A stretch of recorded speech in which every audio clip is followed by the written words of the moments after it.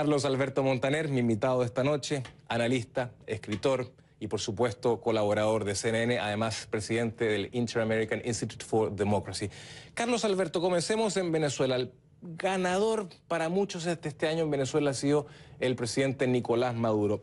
Enfrió las protestas, celebró elecciones cuestionadas por la oposición y por algunos organismos internacionales, promovió una Asamblea Nacional Constituyente que está cambiando radicalmente las reglas del país.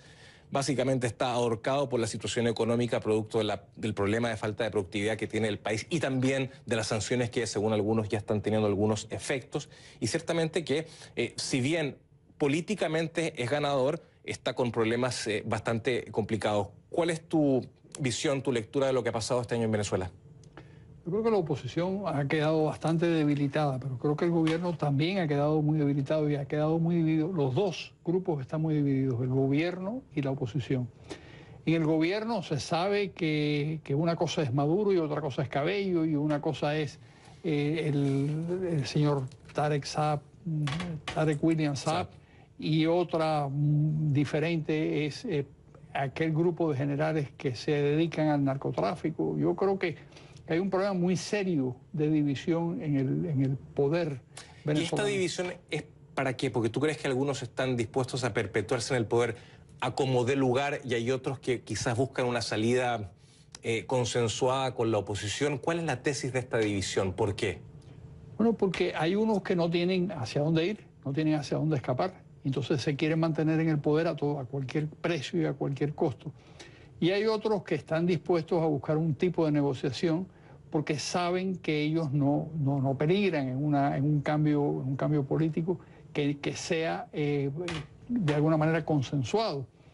No serían víctimas del desplome del poder, sino serían víctimas o serían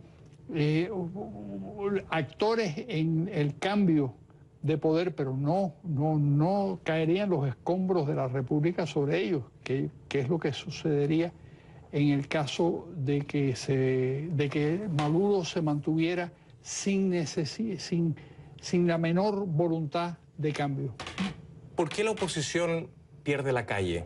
¿Por qué la calle se enfría y la oposición no es capaz de seguir manteniéndola de alguna manera caliente para de alguna forma ponerle más presión al gobierno de Maduro? Porque la oposición perdió desde el principio. Cuando ellos ganan en la Asamblea, en el 2015, cuando ellos ganan en la Asamblea Nacional, que ganan con las 2/3 partes de los votos, ellos permiten que el gobierno sencillamente elimine a 3 diputados que son clave para poder hacer lo que ellos tenían que haber hecho. Ellos tenían que haber, desde el principio, además se les dijo,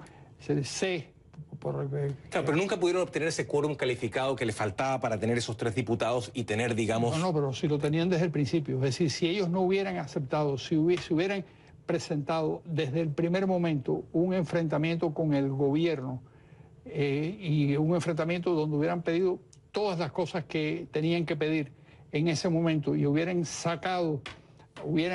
pedido la salida del Consejo Nacional Electoral, pues el gobierno lo hubiera aceptado o no lo hubiera aceptado, pero lo que no podía hacer es lo que luego ocurrió, que es que poco a poco fue perdiendo poder esa Asamblea Nacional y se convirtió prácticamente en un instrumento de la propaganda del propio gobierno. Hasta que terminó completamente anulada.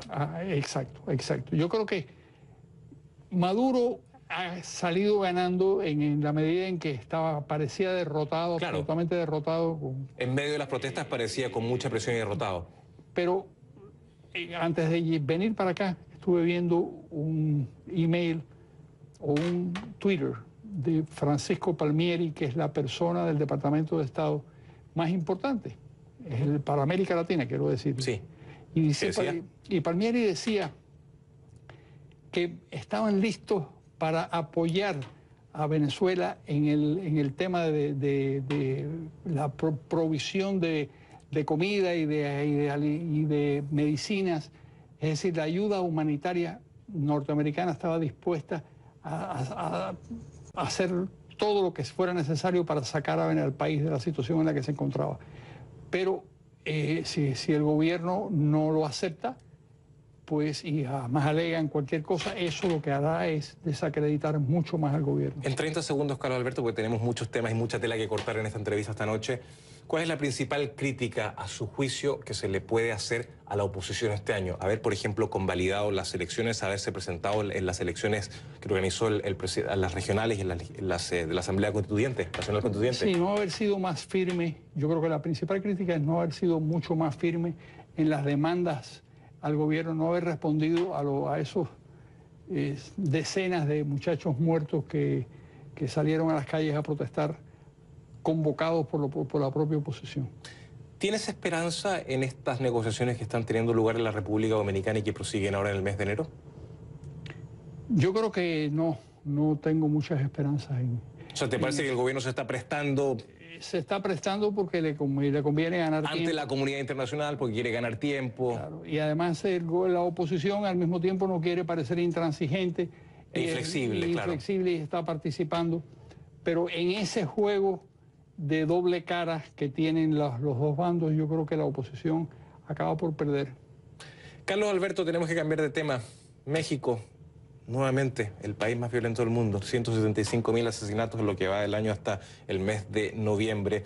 Si bien se han capturado los cabecillas de los cárteles de drogas y el crimen organizado, aparentemente, claro, se produce una fragmentación de estos grupos que están, digamos, subdivididos cada vez más y que están causando más problemas. ¿Cuál es tu visión? Que el gobierno no tiene una política clara de erradicación. Además, no la puede tener porque hay ramas del gobierno que son cómplices de esos asesinatos y de esos crímenes, como pasó con esos muchachos, los 43 creo que eran. De Ayotzinapa. Claro, que donde el gobierno tenía una culpabilidad directa, pero no podían de alguna manera castigarlos, y entonces ese gobierno yo creo que es un gobierno que no tiene la posibilidad, José Manuel, de perseguir efectivamente a esos criminales. Y no hay una política de erradicación, pero además Pero los números son aterradores, Carlos Alberto. No, es horrible. O sea, 175.000 muertos es más muertos que las guerras la guerra, 3 veces más muertos que la guerra de Corea para los Estados Unidos. ¿No te llama la atención que una vez que se conocen estas cifras, los organismos internacionales de derechos humanos no los hemos escuchado quizás con tanta fuerza denunciar esto? ¿No debería ser esta cifra, que realmente es aterradora, materia de discusión de la OEA o de organismos internacionales? Bueno, México es una democracia, realmente es una democracia muy débil, muy frágil, y que además con complicidades muy extrañas con distintos grupos. Pero yo creo que hay el propósito de no generarles más problemas a los mexicanos.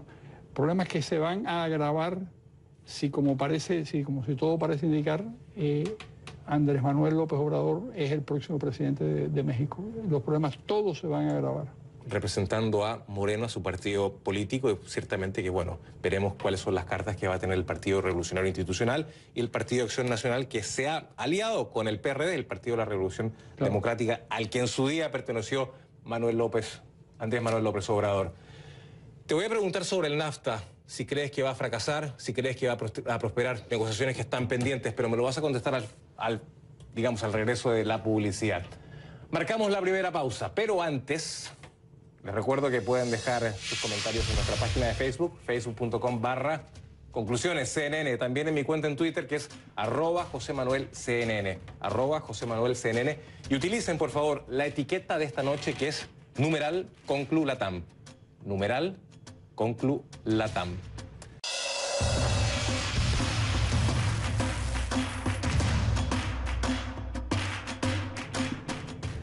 Continuamos conversando con Carlos Alberto Montaner, analista político, escritor, presidente del Inter-American Institute for Democracy, además de colaborador de CNN, justamente sobre todos los hechos que han marcado este 2017 en América Latina. Carlos Alberto, el NAFTA se está negociando, complicadas negociaciones. Estados Unidos pone muchas condiciones justamente que tienen que ver con la regla de origen. Canadá inconforme, México más todavía. Trump obviamente diciendo que poniendo muchos problemas en esta negociación y señalando de que en cualquier momento podría dejar el pacto comercial. ¿Crees que va a haber humo blanco, que va a salir un pacto comercial renegociado o que Estados Unidos va a cerrar la puerta? Yo creo que al señor Trump le da lo mismo cerrarlo que dejarlo abierto. Creo que es bastante inconsistente en cuanto a la negociación. Realmente quiere imponer una serie de condiciones más que negociar un acuerdo nuevo. Y yo creo que es muy peligroso porque a México le haría bastante daño. ¿Y Estados Unidos también? Estados Unidos también, pero menos. Yo recuerdo, es decir, que son 500.000 millones de dólares en una economía de 17 trillones, dicho en inglés, de dólares, medio millón es decir, 500.000 millones de dólares no es demasiado. Pero a diferencia, déjame decirte, económicamente de Estados Unidos, México está buscando alternativas en otros mercados, explorando el Mercosur, Argentina, Asia-Pacífico, para ver otras alternativas comerciales que no sean necesariamente Estados Unidos, pero Estados Unidos no necesariamente está haciendo esa labor. Pero pasemos a otro tema, vámonos a Brasil. El presidente Temer este año estuvo a punto de ser destituido. Un 2% de apoyo. 2% de apoyo. Pensaba que tenía 8%. Pero me has desayunado nada con la noticia. 2%. Nada. Sí, nada. Prácticamente el presidente con menos apoyo en toda América Latina. Y emblemáticamente, la clase política está muy deteriorada en todas partes del mundo. América Latina no es la excepción. Y Brasil, ciertamente, por todos los hechos políticos que desencadenaron con la destitución de Dilma, con los problemas que hay con Temer, con las sospechas de presunta corrupción, con una clase política que obviamente está involucrada en escándalos de corrupción sin precedentes en Brasil, eso hace que esta realidad sea así, que Brasil esté en estos minutos de la forma en que está, que los electores estén tan asqueados de la política. Sí, es lo que sucede. Y sucede, entre otras razones, porque el pueblo brasileño, en general los pueblos latinoamericanos, no tienen una noción de la corrupción como algo grave. En todas las encuestas la corrupción aparece en el lugar número 8, en el lugar número 10, en el lugar número 12. ¿Cuándo debería aparecer más arriba? Claro, debía ser el primer problema o el segundo problema de cada uno de los países. Supongamos que el primer problema es la violencia, el segundo debería ser la corrupción, y sin embargo no es así. Y no es así, entre otras razones, José Manuel, porque el clientelismo lo que hace es que de alguna manera forja una relación que está basada en que el Estado te da algo y te regala algo, y eso es algo sencillamente... Claro, la Nata decía que la corrupción es como el aire acondicionado. Al comienzo molesta un poco, pero después te acostumbras. Cambio de tema. Cuba-Estados Unidos. Este año las relaciones pasan por su peor momento y parece que no van a mejorar. ¿Por qué? No van a mejorar, bueno, entre otras razones porque al señor Trump no le interesa que mejoren, y al señor Raúl Castro tampoco. Raúl Castro tuvo la oportunidad de mejorar las relaciones con los Estados Unidos en la época de Obama, y mientras negociaba con Obama estaba sirviéndole armas y ayudando a Corea del Norte. Quiere decir que la posición del gobierno cubano es muy ambivalente con relación a los Estados Unidos.